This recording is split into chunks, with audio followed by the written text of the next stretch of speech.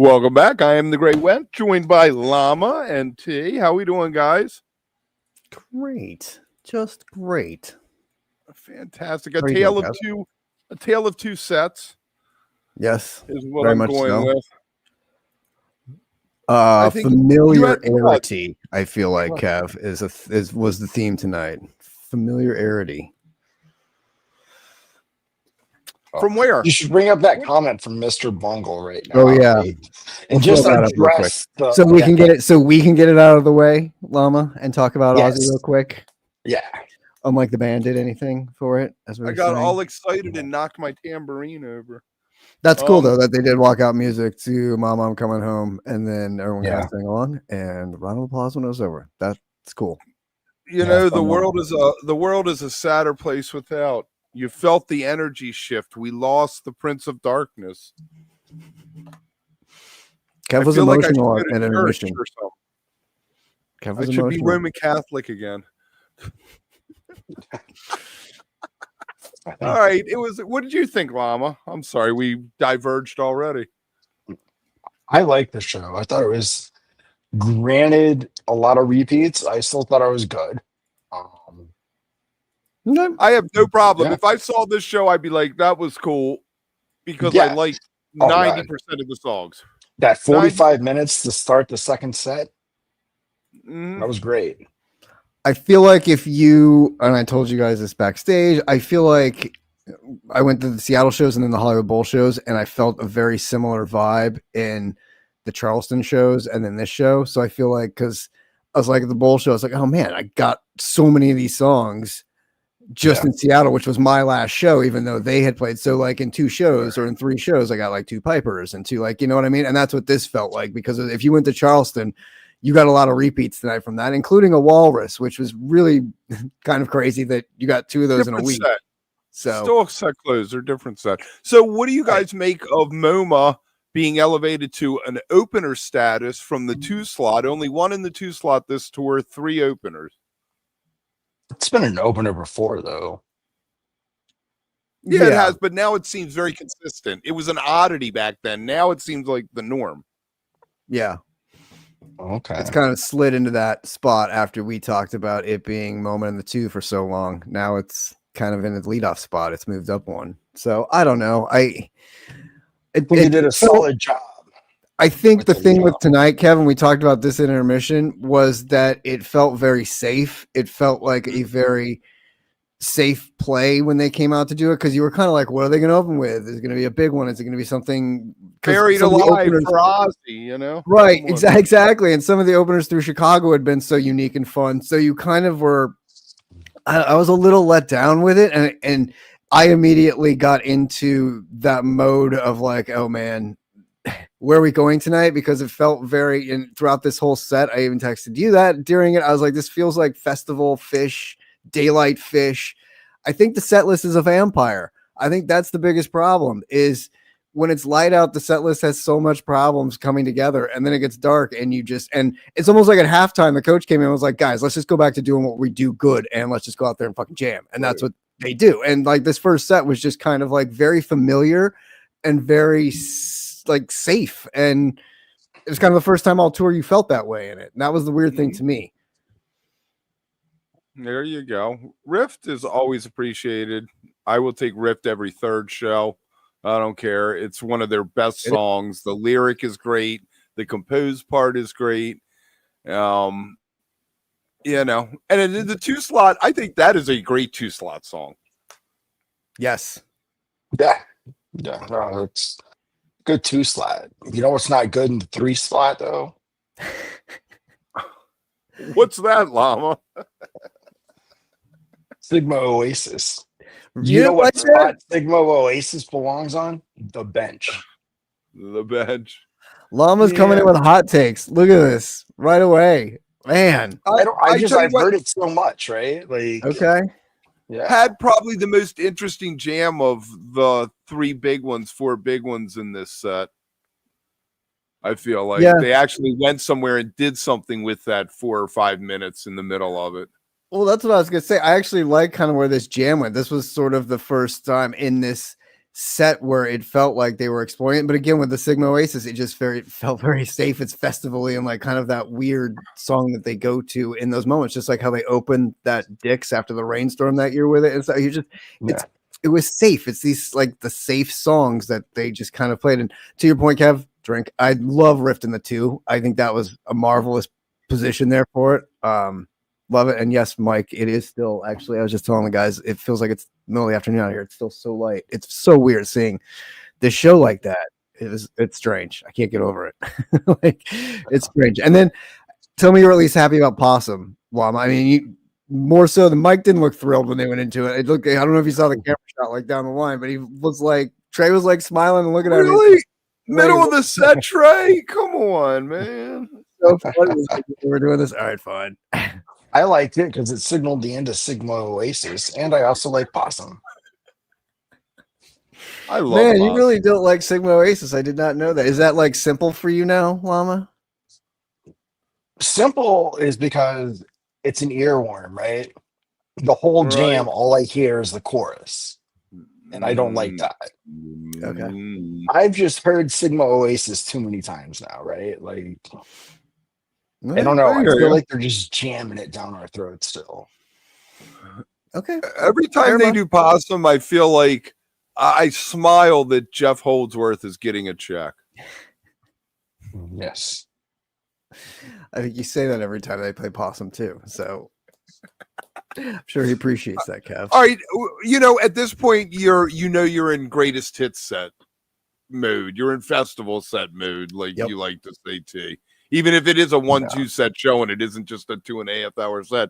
Wolfman's has been reliable vehicle. What is it? What are we at? 4 on the tour now? Yep, 4th one. Yes, sir. And again, safe 12 minutes. Another great jam. I mean, we always talk about the consistency of certain songs, like the one in the second set in the 3 spot, that it just gets jammed all the time and is a consistent vehicle for that. This song is that these days, even inside the 9 to 12 minute range, it still rages and gets the job done and gets everything it needs to do. I think it's a good length for it. I do it's a too. good length. Yeah. Yeah, well, especially in the first set. Like, if you're gonna throw it 34 minutes to get or 20 minutes, it's got to go in the second set. Like, it's hard to do that in that first set. So, yeah. No. And then they went into Stash, and I don't know. I love Stash. I'll take a Stash every show. One of the most consistently interesting jams they do in it, because the song is so angular as it is, with that weird pseudo Latin kind of beat they do to it. I don't know exactly what you would frame it as, but always I think it has a different time signature than most songs. I mean, there's a lot of songs in this set that hit the 4 mark tonight on tour, and there's one that hit the 5 mark. So again, safe. I feel like we've gotten a lot of stashes, 4th one of tour. So it's again, safe song. Yes, it filled it's serviceable in that spot. Did its thing. Is how I felt. Same thing with Blaze On. I thought that was the set closer. I know you did. So there I am again. Early set closer, Cav. Early. Right. Well, they were at like 63 minutes. So I figured, since they were worried about the time constraints, hopefully you go short on the first set and then realize you got extra time for the second set. Yeah, I see what you're thinking, but that was like 3 songs early. You tried to stop it. Yeah. Well, it was it wasn't that much longer that they did. I mean, Blaze On, there was, I cannot distinguish that Blaze On from any other Blaze On I've heard over the past 2 or 3 years. It's become very stale. They need to inject some new life in it. Yeah, it's not like it was back in like 16 through 19, where like they were figuring it out still, trying to see what they wanted to do with it, and it would go interesting places. Yeah, and even when a couple years ago, when it was hitting those long jams and like really got interesting and crazy, you thought it was going to kind of build into those, but now it's sort of gotten reined back in and lives in this area. And like Kev said, it's sort of yeah, it's like it doesn't have the interesting moments like Wolfman's always does. You know what I mean? Like considering both these songs kind of get that same 10 to 12 minute treatment. Wolfman's, I feel like, always brings it and has something unique and a huge build and a great, and Blazon just sort of like lives in that mid zone. It's like I think what saves it for me is the lyric. It has an interesting lyric. It has a couple great lines, the left turns to make a right line, you know. So that that's what saves it for me. And then you ride the jam out to the end. You got your nightshades on. The liar that named the Messiah. I love that line. Yeah. That's a great line. It's a great line. So good stuff, Tom Marshall. Good stuff there, man. Good stuff. Good. I got a question. Do you think maybe they stuck with like a greatest hits sort of like that because maybe there was newer people they were expecting from the neighborhood? I called it the HOA set. Like they're not pissing off the HOA with this set tonight. Like it was very like very on the line. Like yes, moms, wives, anybody with kids, putting the kids like with the windows open. Oh, who is this? This is fun, right? Like, yeah. And then you throw the Beatles on the end because everybody loves the Beatles. But before we get there, Monsters is. I love the song. I did not like it right there. I feel like it needs to be deep in the second set when you're out of your head, and then Trey drops that load on you. You know, hated the spot of it. Hated it. I was texting with somebody. And they were like, "Oh, I love this song." I was like, "Yeah, but this wrong place, wrong spot, wrong everything for it here." Like it just did not feel. Yeah. What if they would have closed the first set with it and it would have gone 7 minutes longer? That would have. I don't know. I don't think 14 it needs minutes to be that long. Yeah, I don't know. You know that jam. I don't know. It reminds me of a Dio song. Or a Black Sabbath song, even where it has this, brooding lyric, and then it gets into the killer solo, and then it closes. Yeah. It doesn't need to be any more than it is, I don't think. All right. And I love I Am the Walrus. I feel like when we get a bust out like I Am the Walrus, they come in twos. Another one shows up a few days later, and then you don't hear it again for a long time. I bet if you went back and looked at stats, they fall. When they bust something out, they do another one a couple days later, maybe 6-7 shows later. Monsters After Dark, right? 6 or 7 shows later, you do it again. It was a lot closer with the Charlottesville, South Carolina, but that's funny. I don't think we'll see it again for a while.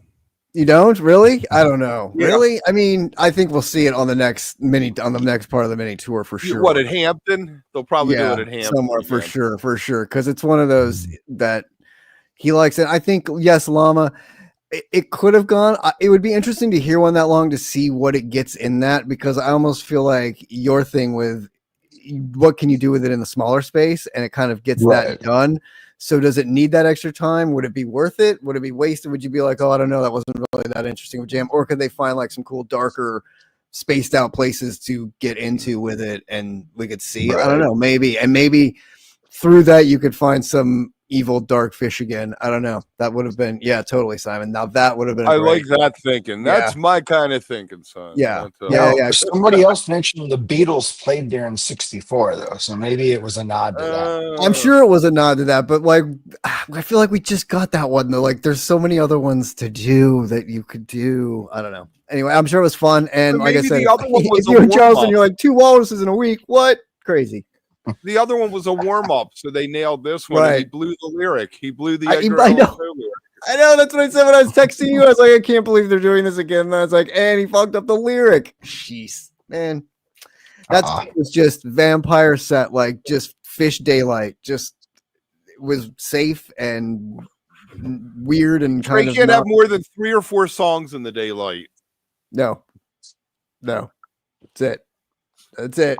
All right, Kev, housekeeping. Give it to us. Did everybody watch and like? Because I should see like 137 likes then. Make sure that you subscribe if you aren't. Pay attention to the channel if you like what we do. We got big things coming up. We'll be here again tomorrow night. We'll be here for the final weekend. We're going to be getting a lot in on Thursday like we did last week. Tim said that he was coming out of retirement. Okay, I thought you were part of that conversation. Hopefully, We got Llama. blessed. Well, we got blessed with Tim, so I just assumed, yeah, we were doing it. So, yeah, And why so not? show up, Llama. We're doing a lot. All right, I'll see what I can do. And I'll pay attention this Friday morning. We got a interview we did with Kendall Street Company about what they've been up to in their latest songs. They're playing Jam Cruise. They're kind of excited. By the All way, right, Kev, I saw somebody up top. I'm trying to scroll up and find it. Said they went to the 4848 festival, which was one that we talked about. Oh, nice. And had mentioned if anybody had gone to like go watch the video or comment on the video and let us know how it was, or like hit us up because I'm really curious. Like of all these festivals we've been reviewing and stuff, like some of them are really cool. And that was one of the ones that I was interested by. I can't find Rockaway Beach, baby, Queens. Nice. Love and life, Rose. I love it. Absolutely love it. All right, longest Carini ever. That's the big word on the street by at least 3 minutes, if not 4 minutes, depending on where those seconds fall. And you know, it was the longest Carini ever. I felt why are you gonna bliss my Carini out for 20 minutes? I knew you were going to say that.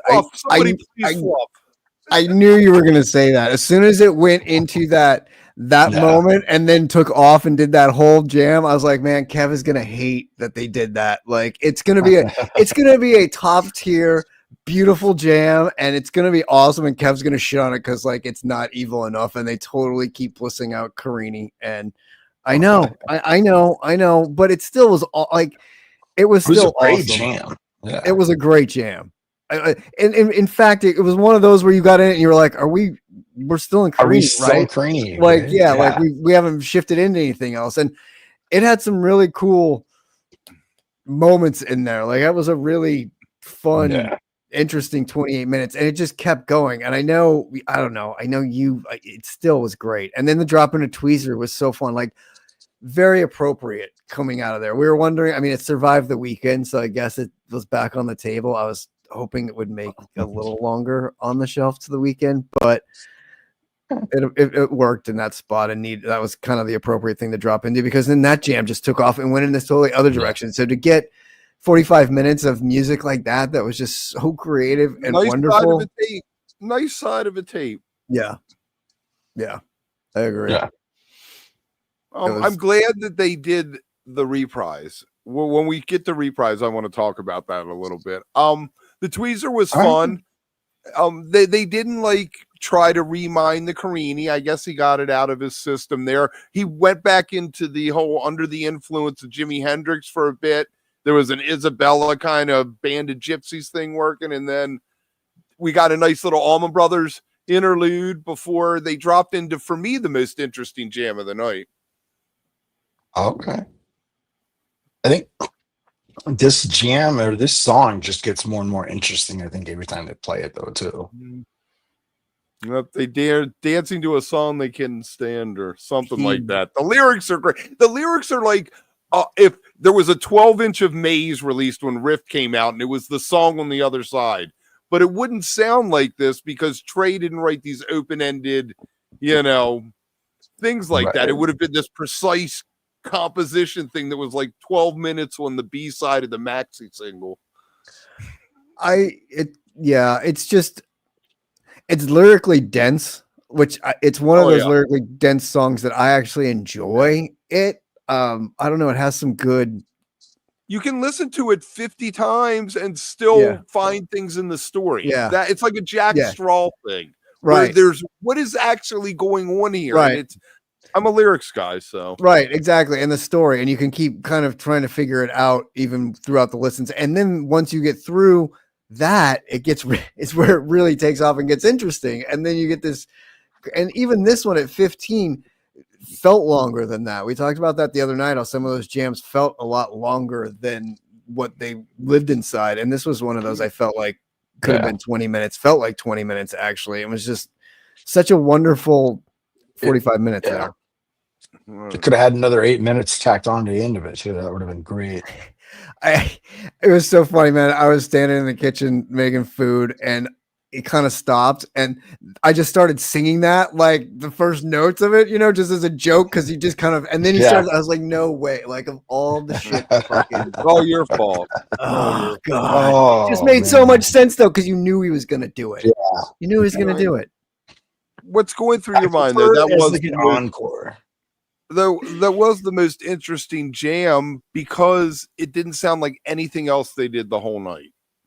It's the one thing that, and it didn't sound like anything else they've done the past few shows. I feel like we've gone secular here. We've gone evil in the beginning of the tour, and then it's bliss, bliss, bliss, bliss, bliss. I'm just hoping we make it back up by the end to evil to close the tour a little more.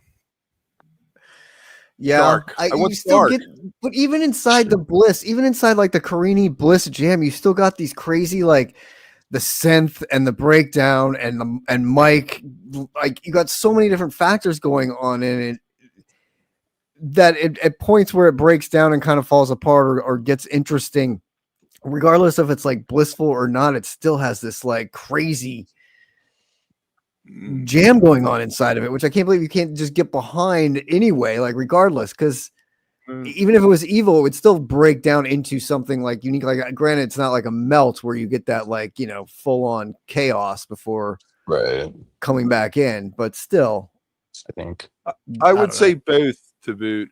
It was secular and circular. It might have been, it's funny you say that, because I think it probably is if you go back and look, because there's some like 2s and 3s in there that came out from even Chicago. So yeah. No, this is something that's been consistent through the whole tour. Solid hour, and then Trey doesn't know what to do with himself. Well, I think he knew where he was going with the end. I think he knew a 14-minute hood was spectacular. Like that was, and so I think cutting off Life Beyond where it did was perfect, because you got to get a little bit extra on the hood, and they had so much time for that encore too. Like they were definitely not under the gun by any means. He timed it out really well, and I think that's why you kind of got that 15-minute tweezer and that 15-minute other, instead of getting deep into those 20s, because he didn't want to like leave too much and then not have enough time to like cram in, like you just said, Kev, whatever's going to fill the back of that. But I feel like he kind of knew Life was going to go there, and I think he kind of knew Hood was, again, it was greatest hits. Even the second set. The second set was better than the first set, but it was still a lot of comfortable songs. I mean, when we talk after tour, when we talk about this, I think we should split the second sets into 2 parts, and we can say the first half of set 2 at Forest Hills was simply fantastic. It's always, it's always, if you look at it, it's consistently those first 3 songs of the second set blow us away, and then it's sort of up in the air where it goes from there and how it lands. I think it's intentional too. I think Trey's like maps that out, and then he's like, let's see where we land. Let's see where it goes after that. I really like again, I think that hood for being the 5th one, I think that was number 5, right? That was the 5th hood, because we just got it 2 nights ago, or 2 nights ago, 3 nights ago, 2 nights ago, I'm pretty sure. But it was Chicago. It opened the show one night. First night of Chicago, first night. So then, it was like 4 days ago, 5 days ago. That's crazy. So, and the 5th one of tour. So it should be that good, but it sounded good. It was a really beautiful jam in there. Get another one at SPAC. Probably. Another tweezer, probably. Really, Greg? Your least favorite hood of tour? Why? Why didn't you like that hood? You didn't like that where it went there? I really liked that jam they got into on that one. I thought I had a great build. Interesting. I felt like we got the Tweezer Reprise. I'm going to give them the nod for that. I would love to see Tweezer Reprise disappear for a whole tour. That'd be fun. And then open night 1 of the first tour after whatever the next tour is, right? The next summer, flip everyone out. But I feel like at this point they were just, all right, we got a little time to fill, and we want to make sure everyone gets back on the train home. I forgot about it because I was like, oh, okay, we got both of those. Are they gonna put? And then I was like, oh, well, that's the perfect 3rd song to slide right in there and finish it off. So kind of thought maybe they'd save it for tomorrow night and do it, but it concluded the show. I like the Slave. I thought the slave is always, but 8 minutes. I think we talked about that last time when it closed. I think it closed the set the last time they played it, and we were like, oh, they didn't get. But that one was actually better. I felt like than this one. Like this one felt really short to me. Can we get a mid-set sleeve sometime? Yes. Like we got that mid-set antelope. Yes, completely. Or that mid-set possum. Mid first set possum. Yeah. Right, Slave is always very well done, but it's one of those things for me that you can't distinguish between one and another, really. Yeah, they're all 8 minutes, and Trey nails it 95% of the time. So you remember the one time maybe he doesn't nail it, you know? Man. Yes. That's usually it's one of those lines where like when you do things good, no one notices that you've done anything at all. That's kind of slave. You're just like, oh, it was another good slave, unless he fucks it up, and then you're like, well, there was that one, but dude, that one time. Yeah. But yeah, I don't know. That was a fun, interesting, safe opening night. The venue looked fun as hell. I will say that, and I'm sure if you were there, like we talked about in Chicago, if you were there, I'm sure it was rad, fucking. Being in that place, and it sounded awesome and was a great time. And if you're going tomorrow, I'm sure it's gonna be awesome as well. So that's cool. Oh, for sure. Yeah, where has Haley's been? Wait, wrong. Yeah, Ruby too. I'm really surprised. Yeah. Ruby, I bet if they don't play it tomorrow, it would definitely be its back. I tell you what, every night at the member hang, I keep saying Ruby Waves is alive. I know. Someone I know is very excited to get it its back. So hopefully they save it for that. But yeah, there you go, Jerry. Ruby for SPAC. Well, his new toy is what's going through your mind. So, yeah. I agree with Coil. I was surprised tonight we didn't get a divided sky with the sunset going down out there. Yeah, and like that's what I thought. Yeah, and a Coil because it seems like the perfect venue for Paige to get his like moment of playing off the stage and shit. So I was surprised we didn't get one of those tonight too. So maybe tomorrow night, but yeah, I don't know. Fun stuff. Dave, I'm glad I'm still on 13th. I got killed again tonight. I didn't hit one. So before we go, where are you on early shows? I've seen people saying this is the way they should go in the future. I'm thumbs down on early shows. Until they prove to me that they can play in the light, that the set list isn't a vampire, I can't stand them. Like, no. What if it's an early inside venue show though? That we'd have to see, Llama. Maybe that would work. Still like it's like you have to go to brunch and not dinner. Dude, I saw a matinee show of Vampire Weekend at MSG, and it was over by 2 in the afternoon, and it was amazing. Well, yeah, that's a little early though, but I feel like these shows. I feel like I mean, for them, they are. But still, even on to me, I made this analogy earlier. It feels like when West Coast teams go East Coast though and have to play early games, and you're like a 1 o'clock game. It's 10 a.m. for like how my body clock is right now, or like you know, so it just kind of throws you off, and I feel like it just really throws off shit for them. It's a schedule thing, you know. Famously, the Dead in between sets ate dinner, right? And so if you make them play 2 hours early, then they're eating dinner 2 hours early, and it throws your whole thing off, you know? Well, that's why you do that, though. So hopefully that schedule, even if it's 2 hours early, your body, you get in that rhythm of like, okay, but don't break the rhythm of eating dinner at set break because we need to like keep going to do that. But I feel like if you step out of that rhythm and feel like, oh shit, it's 3 hours earlier than it should be when we're starting this, then it's weird. I don't know. It just...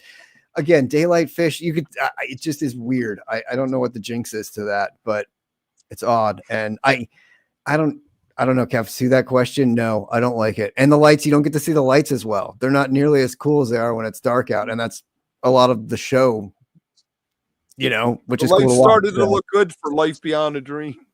Yeah, exactly.